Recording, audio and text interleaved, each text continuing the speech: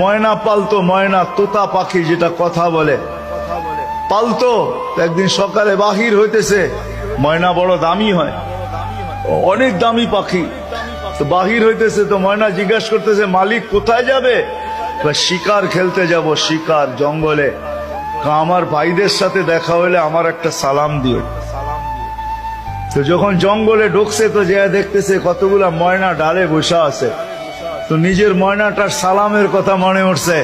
তো ডাক দিয়া কইতেছে, শুনো, তোমাদের মতো একটা ময়না আমার বাড়িতেও আছে,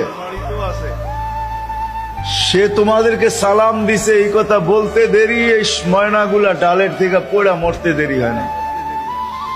তার মন খারাপ হয়ে গেছে যে ওর সালামে এমন কি বিষ মিশানো ছিল যে এত দামি দামি 12-13টা ময়না মরে গেল।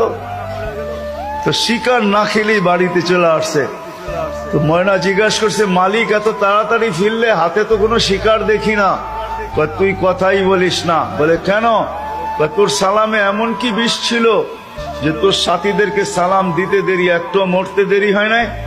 এই কথা বলতে দেরি, নিজেরটা মরতে দেরি হয় না, ওইটার সাথে সাথে মরে গেছে।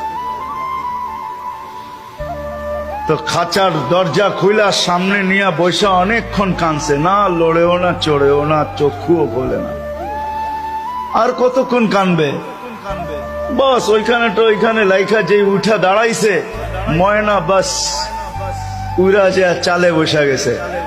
তো বলছে, এটা কি করলি?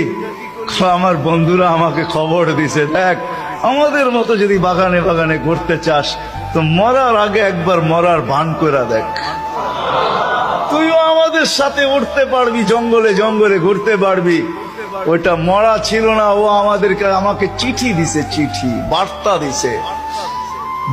দিছে। এই জন্যই আল্লাহ ওয়ালাদের কাছে, যাদের বয়স হয়ে গেছে আর কত করে, জান আল্লাহ ওয়ালাদের কাছে পড়া থাকেন, জান আল্লাহর রাস্তায় পড়া থাকেন। মা বোনদেরকে বলবো, জান মুসল্লায় পড়া থাকেন। ভাবেন মরার আগে মরা গেলাম, তাইলে চিরদিনের মৃত্যুর থেকে বেঁচে যাব, জান্নাত মিলবে। জান্নাত করবো তো পাক্কা ওয়াদা?